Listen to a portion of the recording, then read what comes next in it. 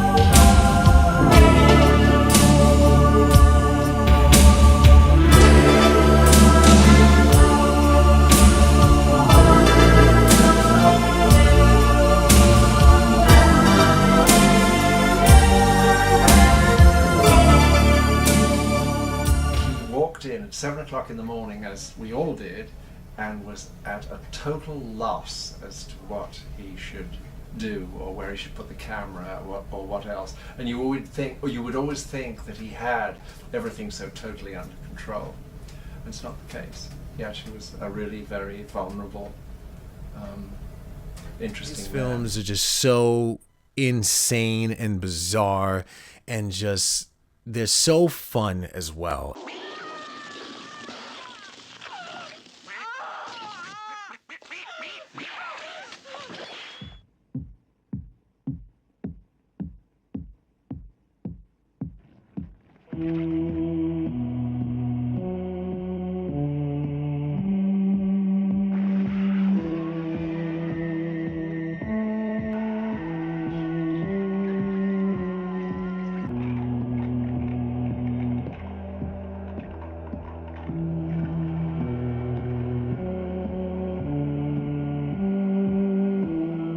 Hospital.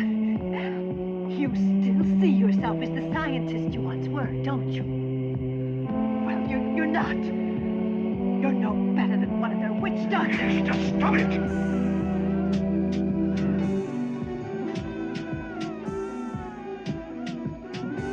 My research. Research!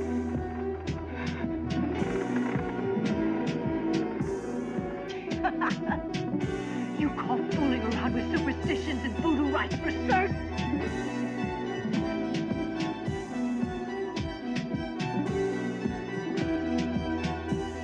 A bunch of names for this film, 4 different names in different regions, but in the US it's known as Zombie. Zombie Flesh Eaters, I watched so many times. I love zombies, and something called Zombie Flesh Eaters, of course I'm going to watch it. And I'm going to watch it repeatedly. But why am I going to watch it repeatedly? The directing, the cinematography, the grittiness to the film, the score, the cast.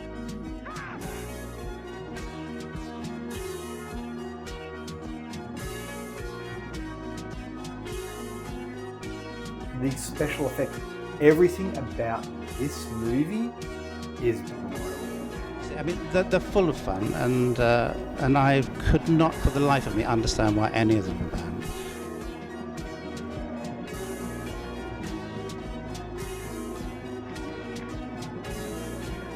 And as I got older, it was obviously like anybody else. It's much tougher to get that fear going again. You kind of just watch just because you enjoy the film. I wouldn't have been off to lots of conventions in America. I wouldn't be here today. I mean, it's not because of Survivors that I'm here today or anything I've ever done on stage.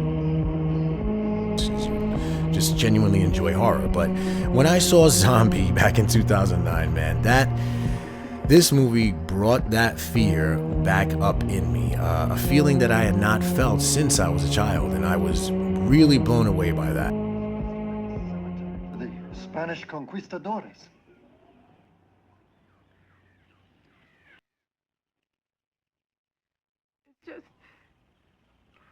I'm so scared we're not going to make it off this island. If you say the name Lucio Fulci to 10 people, I bet you 9 of them is going to say Zombie, or Zombie Flesh Eaters, or Zombie 2. And there's a good reason for that. I mean, it really is a truly iconic zombie film. One of the best he ever did by far. One of my favorite scenes is when the 4 main characters, Anne, played by Tissa Farrow, Peter, played by Ian McCullough, Susan, played by Rita Gay, and Brian, played by Al Cliver, are running away after finding Dr. Menard's wife, Paola, played by Olga Carlatos, getting eaten by zombies. And then they stop for some reason to take a break in what turns out to be a graveyard. Well, Tissa Farrow and Ian McCullough, for some reason, decide it's a good time for a romantic moment. And while they're laying on the ground having a kiss, she gets her hair grabbed by one zombie, and at the other end, Peter gets his ankle grabbed by a zombie. Renegade gets a lot of crap about her acting, but I think in this part right here, I think she's absolutely brilliant. Look at how she subtly starts looking. All this bedlam's going on around her. Yet at the same time, she looks and she sees, it's like she looks out the corner of her eye. She's like giving it the side eye. She's afraid of what she knows she's going to see. And this is the Fulci experience at its best. I mean, its total best. You got a zombie slowly coming up out of the ground. These renegades just watching. And she's just shocked in fear. I love how this scene just slowly develops. Fulci's in no hurry at all here. He's building the fear. He's building as much tension as he can get. He really lets it get as tense as possible before he lets you go. Before he lets you breathe, he wants to smother you as much as possible. And the cinematography is brilliant right here. It shows you from the zombie's eye view. He's far the way up, he's far the way up, and it shows him, it shows her, and then now it shows him at its full height, and then blam, that's how you do a jump scare. In the beginning, you expect the scene to develop a little faster, but before he bites her, you expect that to happen a little slower, so therefore that's why the jump scare on the bite works.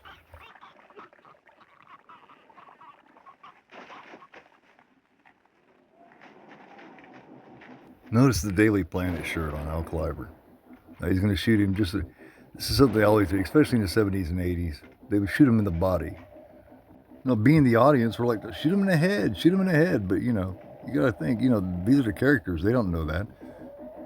So the two lovebirds in the back are holding each other.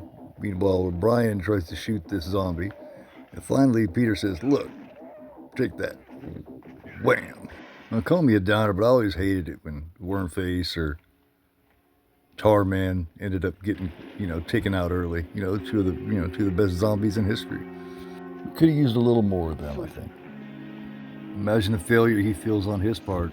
I mean, it's the man's job to protect his wife or his girlfriend, right?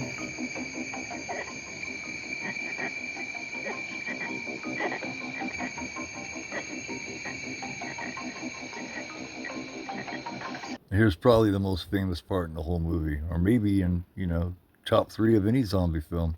And the atmosphere is incredible. Something about the atmosphere of it, I suppose, that distinguishes it from other horror films and from other horror film makers. But Fulci was unique in many ways, and his film was very much him rather than just a horror film. I think there's a feeling about it. And I also thought that it was going to look rather cheap. And in fact, it looks very, very good. It looks as if a lot of money has been spent and everything to do with it. And I was still a kid. I was a little kid. But the first time I watched it, it absolutely scared me. And it wasn't even really about the zombies. It was more about the atmosphere. He has this way of just bringing you into the world of the film and making you feel like it's real, like it could really happen or that it's really happening.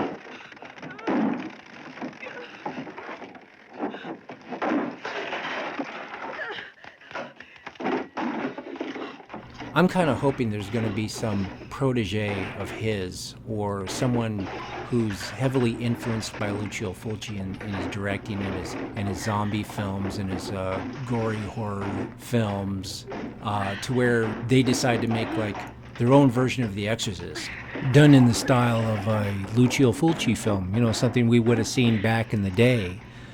And I'm sure Lucio Fulci would have shown us scenes that we hadn't seen in the original film. You actually get to see the Burke Dennings killing. It's going to be over the top. You'll get to see Reagan grab hold of the director's head and shove her thumbs into his eyeballs and then gouge out his eyeballs, and we'd hear it.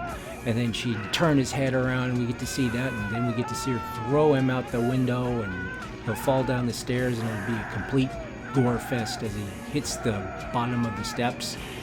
And it'd be great.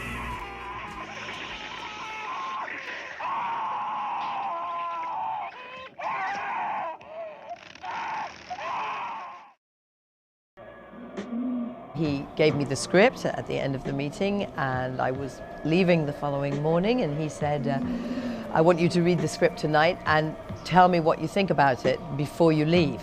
And I realized that most of the really horrible special effects didn't happen to my character. So I was thinking, oh, well, that's okay then. All I really have to do is be scared and scream.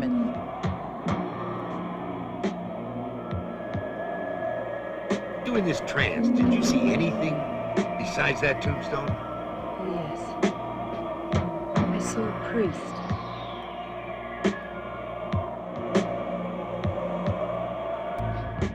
This film is just so atmospheric. It is so... It just grabs you and holds you.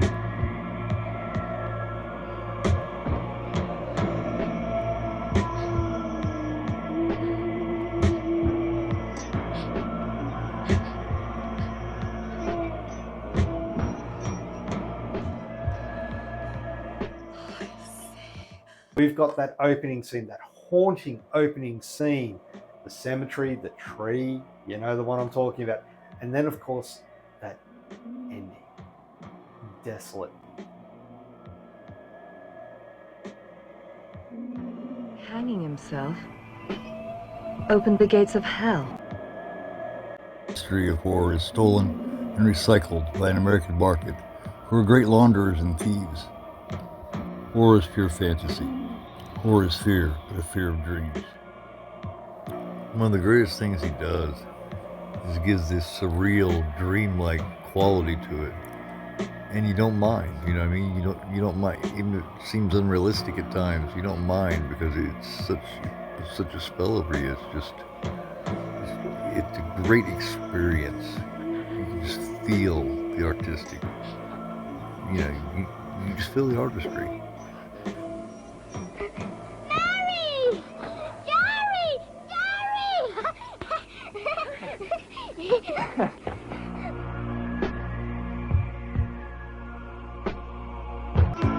Living Dead is his creepiest film in a lot of ways. Definitely could possibly be his best. Nothing's completely explained. It's just all kind of left to a person's interpretation. Like when the rose falls apart, it's really subliminal and even foreshadowing. As each petal falls, it signifies that she's not dead, or her reawakening, however you really want to look at it. At the same time, you get the feeling that the priest is still watching over everything and that something really bad is coming. One of my favorite scenes, the very live scene, goes on for well over 5 minutes and it's drug out, and there's so much tension and it's such a slow burn. You really don't know at all what's going to happen because the Christopher George character, he gets a feeling, a premonition that something's not right. Yet Catriona is incapable of communicating. And it just finally culminates into this batshit crazy, just imagine if Catriona, you just wake up, you're in a coffin, and now someone's chopping into it and, practically killing you, just trying to save you. He's so freaked out that someone may be buried alive in there that he's just going into a panic, just about puts the pickaxe right through the middle of her head. By the time he realizes she is down there, she's went about half crazy just from being buried alive. So he goes to leave, but stops. And plus, there's something telling him, something's wrong. Plus, he thought he heard a couple little noises, but, he's just kind of brushed it off as his imagination. That spidey sense is overwhelming him now. He can't get over this feeling. She's alive down there. Something is wrong. A lot of the gore, there's almost a campiness to it, and I really enjoyed the storylines. But he says, nah, that's just my imagination, my paranoia. Or is it? Man, just imagine being buried alive like that. Just frantically and desperately digging, trying to get the hell out of there. And the last thing she remembered was being, doing that seance. Now she's buried alive. So what do you do in that situation? You desperately try to dig and claw your way out. But she's not buried yet. She doesn't know that. Stress and the trauma overwhelms her and she passes out. But he can't shake that feeling, so he's got to go investigate. I think about Lucio Fulci. I think of a total artist. I mean, his movies, they just transport you to a different time. It's a really odd feeling. But as a horror fan, it's super cool.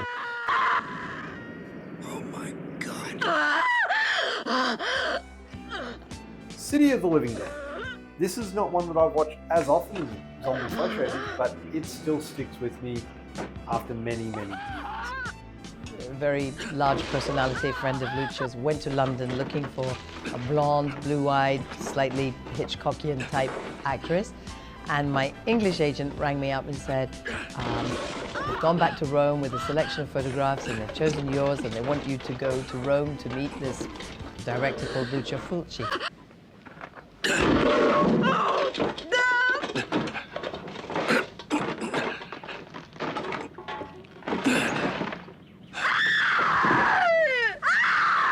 Tweed trousers, and of course he had his pipe. And he didn't actually say terribly much. He often didn't say terribly much. Lucio Fulci, man, what can I say? This man was one hell of a unique filmmaker. I didn't come into contact with Fulci's films until about 2009. I think that for me, I instantly became a fan of his movies. Then, you know, you kind of travel years and years and years later. I was 28 at the time when I saw this film, so I was sitting there watching this movie just like on the edge of my seat. Just couldn't believe what I was seeing. I started to go back into films that I had missed. I was an adult at this time. And I'm watching his films, and I'm checking out this one called The Beyond. And look, The Beyond is a fever dream. It's like a nightmare fever dream. It's absolutely crazy. It's a story. It's a film that isn't meant to make logical sense. Okay, it's just a feeling throughout the whole film. You are Liza, aren't you? Yes. My name is Emily. I've been looking for you.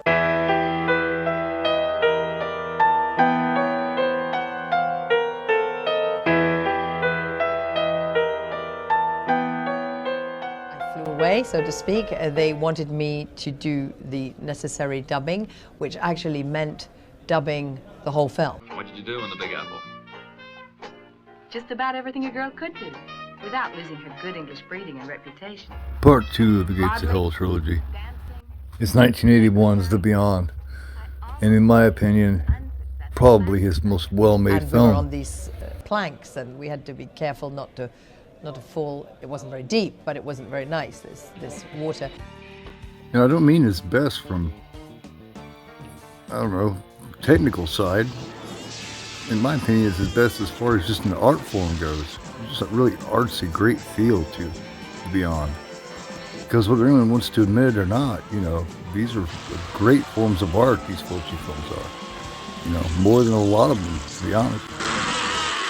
60 years ago, everybody in this hotel disappeared. Every last person. Beyond has everything, man. The gore, the mystery. Lucio Fulci's Gates of Hell trilogy, which consists of City of the Living Dead, also known as Gates of Hell, is where it got the name. All these Italian movies have multiple names. Then we have The Beyond, which is about a woman who inherits a hotel.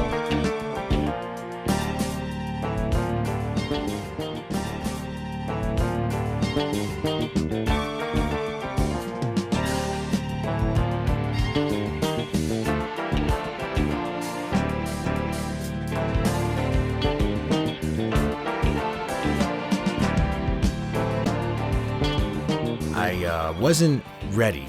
I didn't know what I was in for. And I'm a lifelong horror fan. A lot of people are confused by The Beyond, but to tell you the truth, that's what I love about it. And they don't teleport in The Beyond, they just kind of just creep after you. That's not true. It's not possible. I can feel a presence. Somebody else is in here.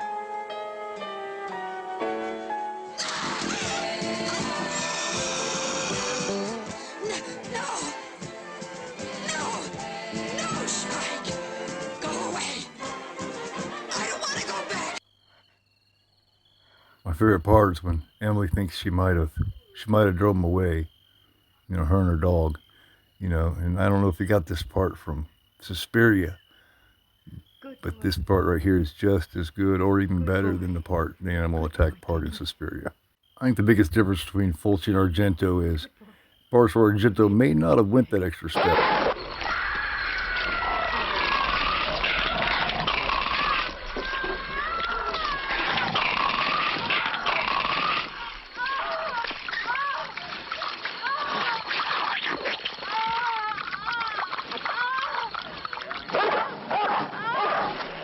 Fulci always went that extra step.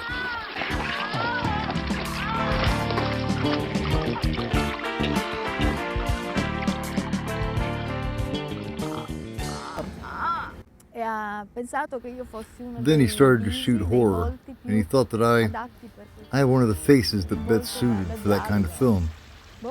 A thriller face, that particular dramatic face with the potential of presenting drama to the audience. He was a person who was very tuned in and tuned on intellectually, very simulating, on and off stage. He was a very curious person.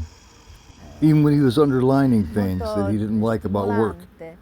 Sometimes he did it with a real tough manner.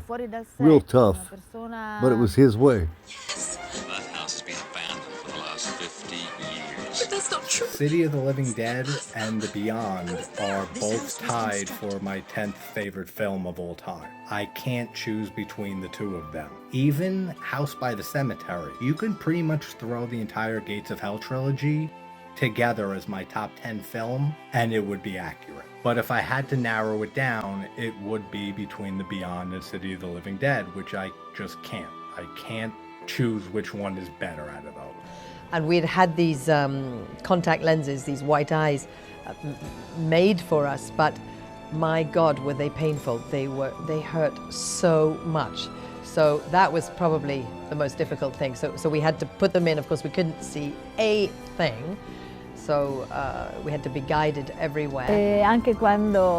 I got it from the start, so it didn't bother me at all. In fact, it was a way to speed up and get to understand one another immediately. I don't really know that anybody, maybe Lucio did, I don't know, realized quite what an effect this end scene and this end set was going to have on people. Every time we have a story these days of people who kill and kill their children, their wives, etc., it is different from us. We describe a fear that is a nightmare, but then it ends. Unfortunately, those nightmares do not end. Psychologists make me laugh. For years, I have detested psychologists that are ignorant that the whole thing was invented by someone who needed money for cocaine. That his name was Sigmund Freud, and he needed money. And copying from Catholics who were always first. He made confession individually instead of in a group. He met and continues to chat with these charlatans, chatterboxes, and then, for example, the alleged monster of Fellini. The psychologist from the company arrives and interviews him. First question, what films did he see? Then this one recounts 10 films. A moment of dismay from the psychologist. He says, well, how could she be 7 years old? He says, but I would get in. I would go in, but here are my films. Films by Dario, American films, and others. I would get in. I would see. So a long speech on the bad effect of horror films, on the moments that make people sick, and so on and so forth. Then they discover it wasn't Polito's Only monster. unto him who opens one of the 7 gateways to hell, because through that gateway, evil will invade the world. House, which does still exist, because I've recently been sent a photograph of it, Emily's house, in fact, which was an incredible location. Lucio was, like they're discovering now, he was a great, great director.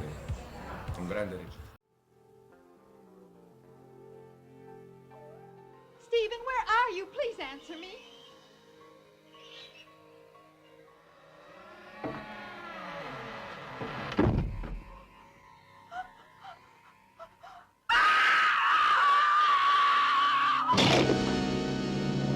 The Beyond tells you there's no beating hell, you're just trapped in it.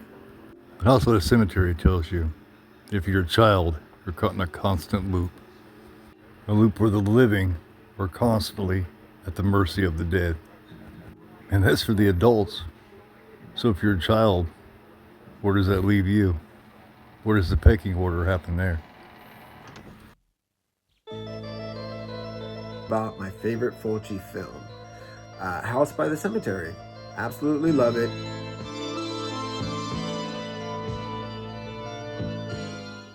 What's the matter? Mommy, why does that girl keep telling me I shouldn't go there? What girl, Bob? The one standing at the window in that house.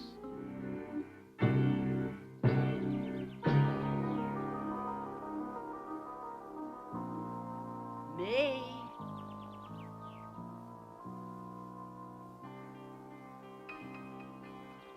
May. Time to go, May. Time to go home. No, I can't go now. It's important. I can't. I find House by the Cemetery to be Fulci's most ambitious film. A mixture of goth, monster, slasher, and zombie film. There's a scene when the nanny lady, who we were first introduced to as a mannequin in a store window,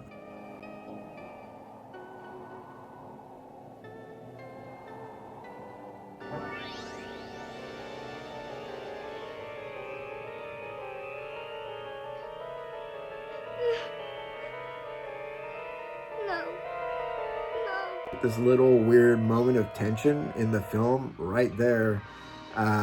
He just felt it needed it, I guess. And because the father comes in and he sees her like undoing the boards and he's like, "What are you doing?" And she's like, looks at him, and there's like this intense long moment of silence between the two, and Fulci pushes in real tight on their eyes back and forth. And then at the end, the dad's just like, "Oh, okay, I'm going to bed." And it's never spoken of again.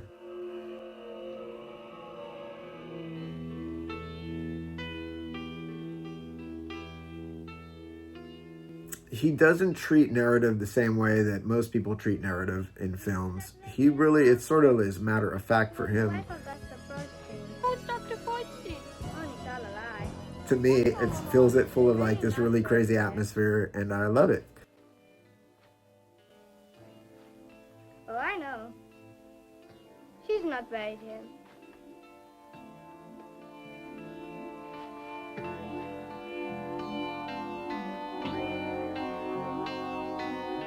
In a lot of ways, this is Fulci's most straightforward horror film. You know what I mean? You pretty much got a straightforward storyline here.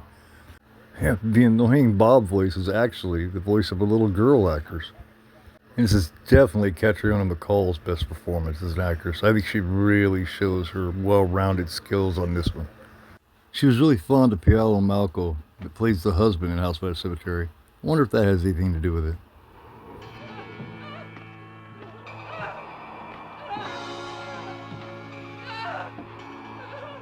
Fulci doesn't get credit for the way he's able to play with emotions on a film.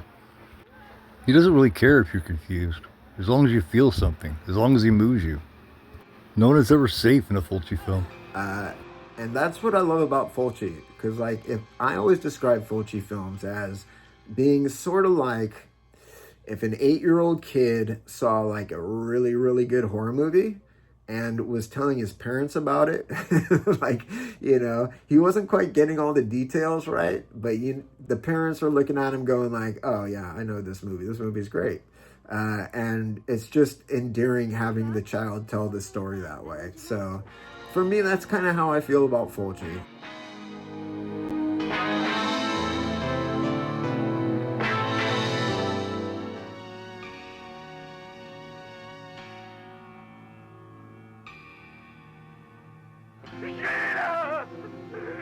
Do you believe me now?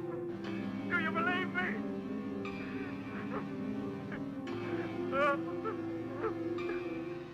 It's more about the experience, not the substance. Fulci understood that in film you stick around longer. Yep, I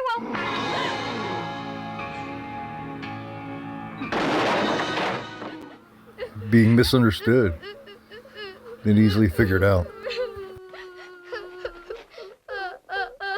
The children's crying here. It's so creepy, so weird.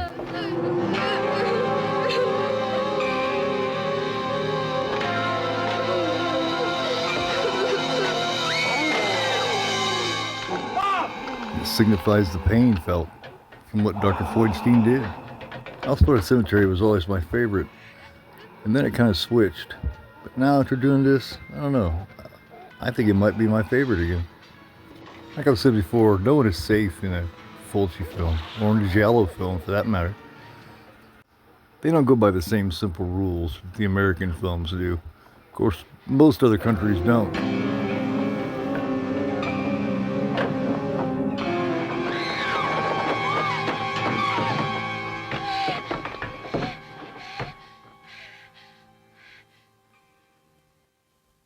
May! Bob! May, time to go home and remember your manners. Now that Bob is staying, show him you can act like a Freudstein. You know some other guest is surely destined to drop in.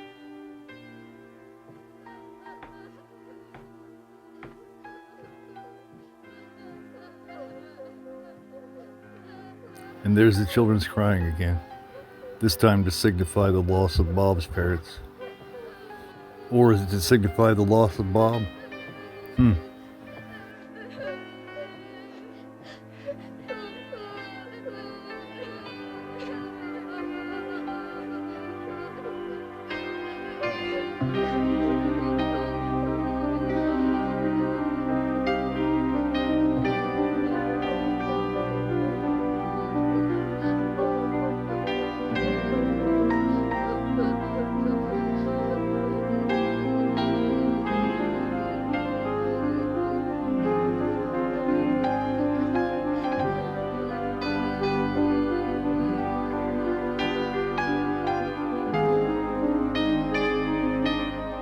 If you haven't watched House by the Cemetery in a while, take my advice and go back and give it another shot.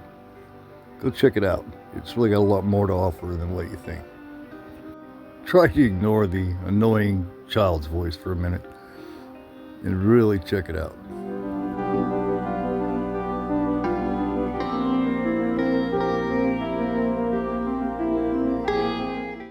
What I had to do was to you know very well I think the old music, the old score.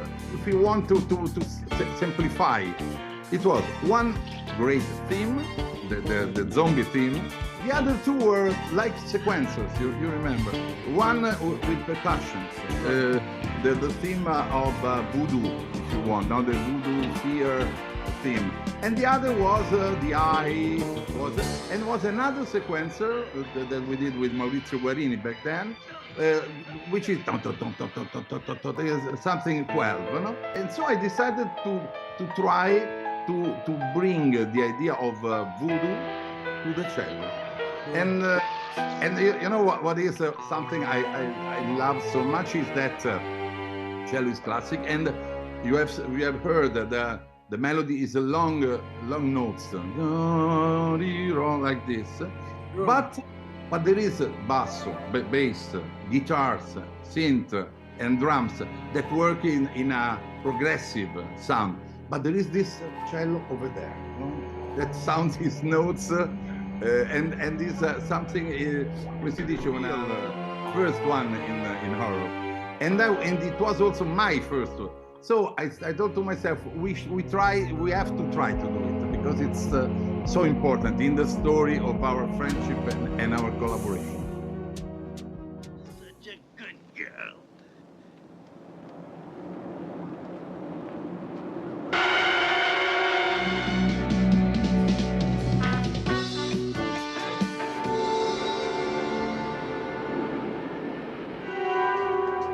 The New York Ripper's Fulci's slasher film.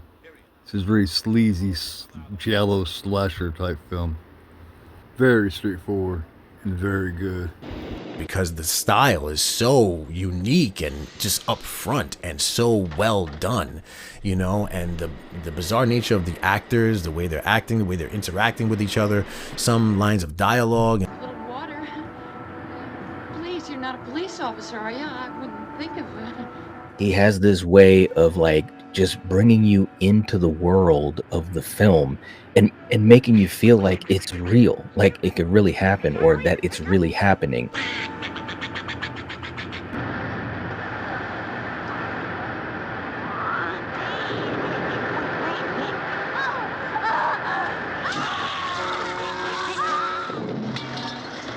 the camera angles, the story itself, even though it's batshit crazy, it makes sense.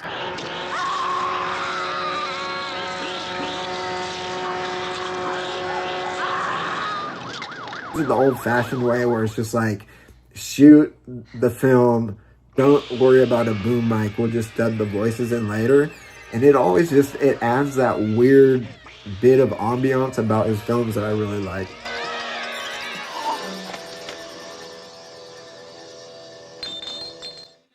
This is one of my favorite scenes in New York Ripper, even though it really gets to me. It really, really shows the rudeness and the cruelty of people.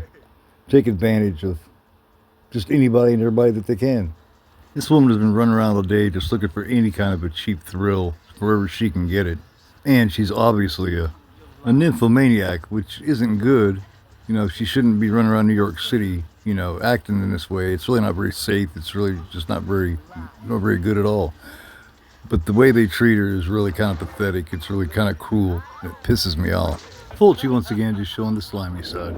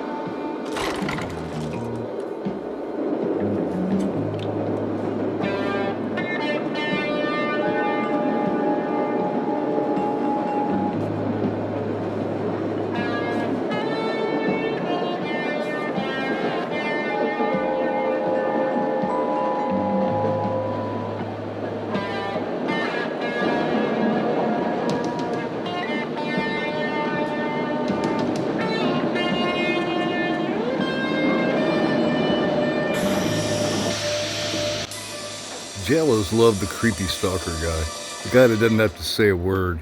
They're masters at communicating without talking. Using their body, using their eyes. And the way that the post-production added dialogue matches with how they're saying it. It's just, all of it put together makes a very unique film experience.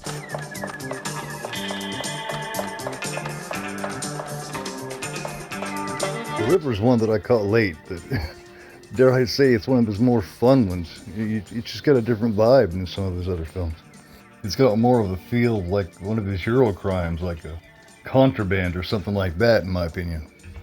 Killers are always so vicious, and this one's even got that little Donald Duck quack thing to go to it, just to taunt, just for a little extra scare.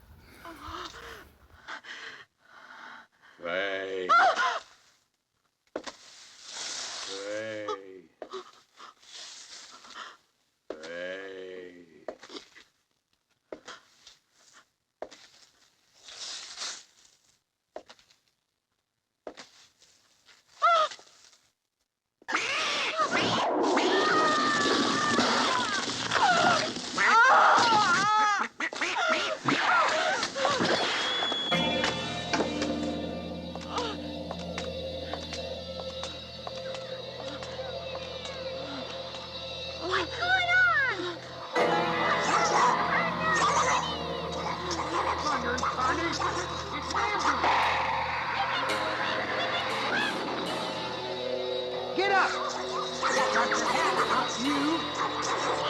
This killer's really got a lot of personality. It's really, really entertaining.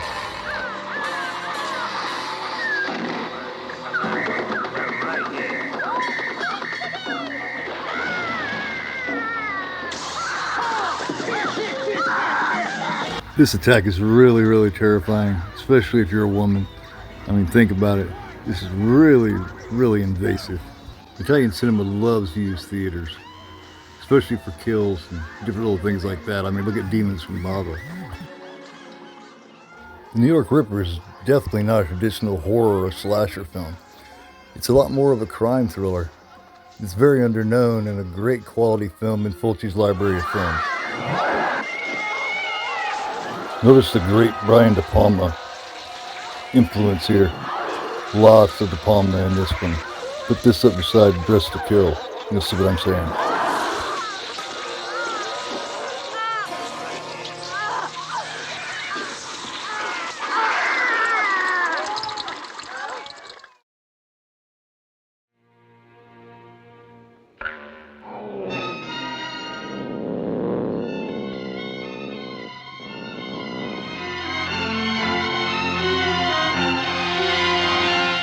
In 1982, with The Black Cat, Fulci decided to mix his slasher elements, which he'd been going back to lately, with supernatural elements that he'd been going with since about 79 with Zombie. Patrick McGee was a great choice for lead male in this film. Him along with Mimsy Farmer as the female lead really made for an interesting pair. What I like about 1982's The Black Cat is how they took the classic Edgar Allan Poe tale, and instead of making it, with, the Black Cat just being behind the wall, they decided, Fulciized it, and it's really about the way that I can put it. Patrick McGee is basically using this Black Cat, his power with the Black Cat, to kill off all of his enemies, to get retribution. The Black Cat can't stand Patrick, he just, he attacks him every chance he gets. Makes for an interesting aesthetic here because, you got the main culprit, the main villain in this is Patrick McGee, of course, and it makes the cat the protagonist. So you've almost got like a Frankenstein's monster thing, So Patrick McGee is basically Dr. Frankenstein, then the cat is Frankenstein's monster.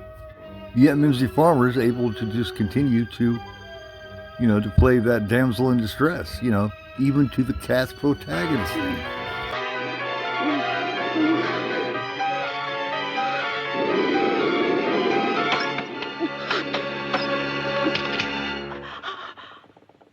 Great performance from Dagmar here too. Can't forget to mention that. Her daughter Maureen, played by Daniela Doria, had just been killed, and she's just trying to get herself together at this point. I love this cinematography. Right here from the cat's point of view.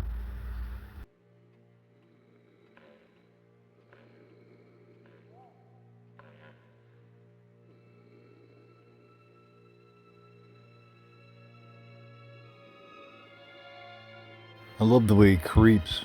You feel like you're seeing it from the cat's point of view. It's really great work. Black Cat is so underrated. It's one of my favorites, easily. Those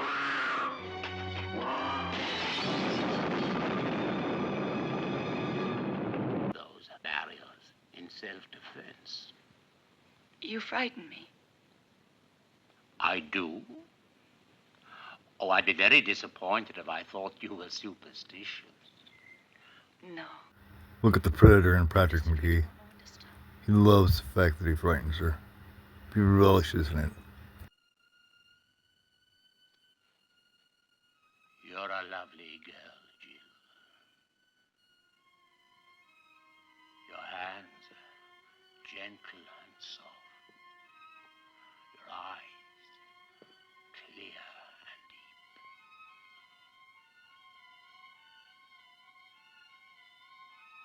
I like to look into them. When I speak to you, you can't move away. He's almost got her, and he knows it, and so does the cat. And you would act without being aware. Your will incapable. Obeying only. Those trademark Fulci close-up eye shots. Gotta love them.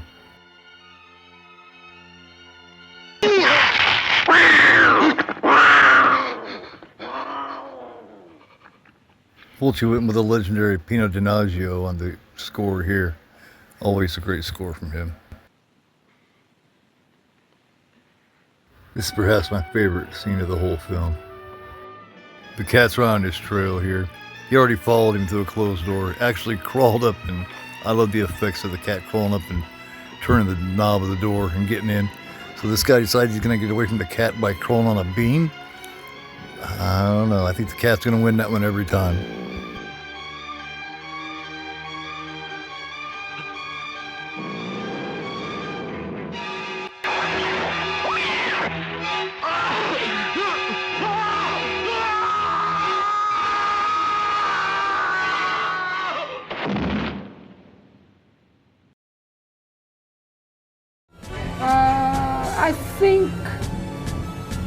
I think when we were shooting La Paperino, the second, when I had to stay for hours on the floor waiting for the actors, everything ready, and start again when they kill me, that long scene, and he would come and sit there and talk to me and say silly things to make me laugh.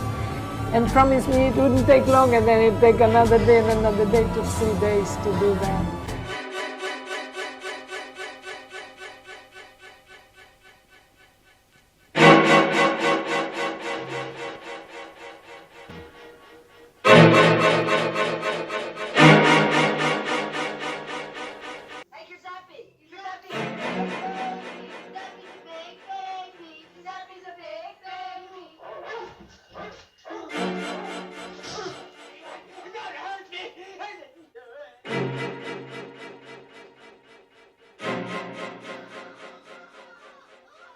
The cast of Barbara Boucher, Florinda Balkan, and Thomas Milligan, you're not going to get something good with Don't Torture a Duckling. But you probably got one of Fulci's most twisted films with Don't Torture a Duckling as well.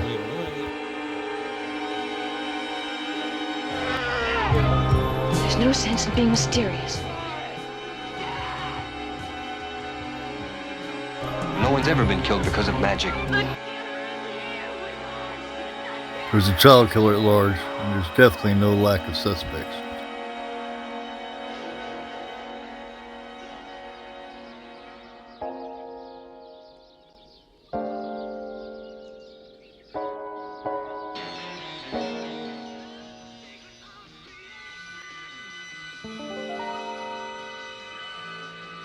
Here's the problem with lynch mobs and not having your facts straight and jumping the gun.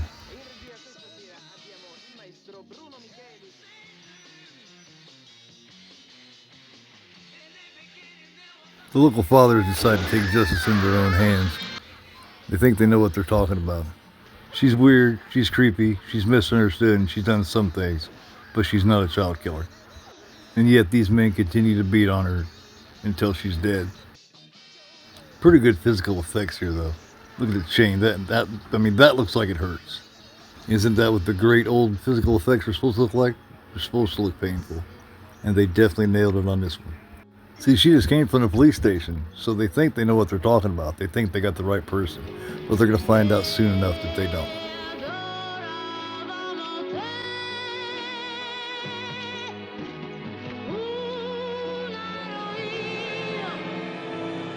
I love how Fulci drags us out here. She crawls all the way to the highway just hoping to get someone to help her. No one does. They just drive right on by as she just lays here at the side of the road and dies.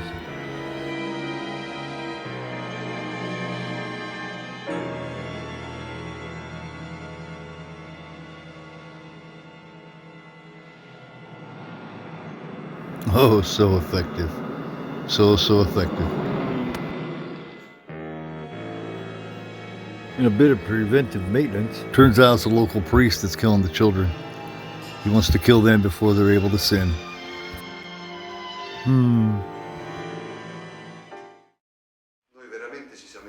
Our first real interaction was 2 or 3 years ago at the Fanta Festival in Rome in 1994. And Lucio, unexpectedly, he came in a wheelchair. This, right away, changed all my feelings toward him.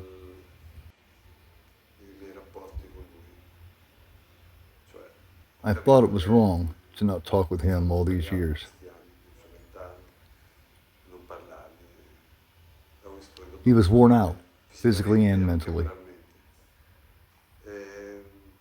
And from that moment, I started being his friend. And personally, I wanted to bring him back to cinema again. His last film was from 1991. He has been abandoned by all actors, producers, cinematographers. All these nice and kind friends ended up abandoning him. Lucio was living in a little house in Biscagno Lake, and the little amount of money he had, he spent them for surgical operations on his legs. This is something I want to underline. There is this common thought that people working in the film industry are always wealthy and happy, but it's not like that. There are also despair and poverty. In England, in France, everywhere I went, Fulci was more famous than 95% of the actual Italian directors.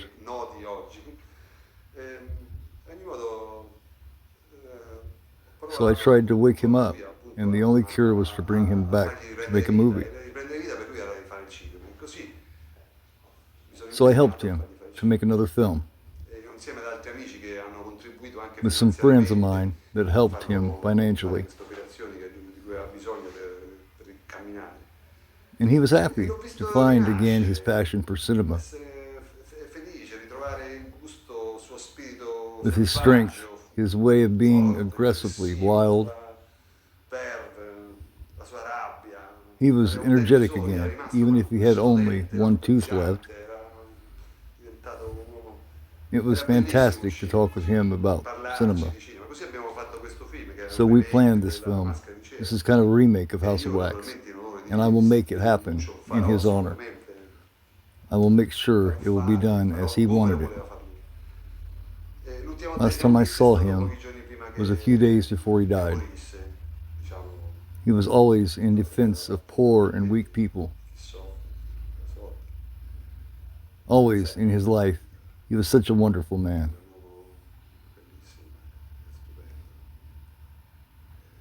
And then he left us like that, on tiptoes. Every 10 or 15 years, a film is produced that is so overwhelming, so forceful in its impact, that it becomes deeply embedded in the mind and changes for all time those who see it.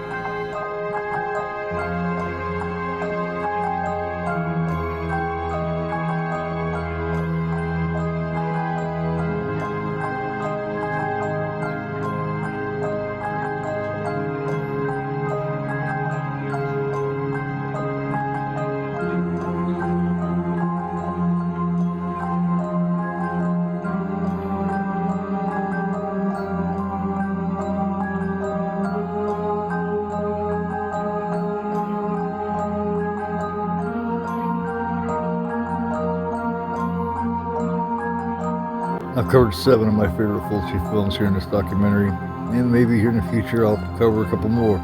But until then, here's Jennifer O'Neill and the Psychic.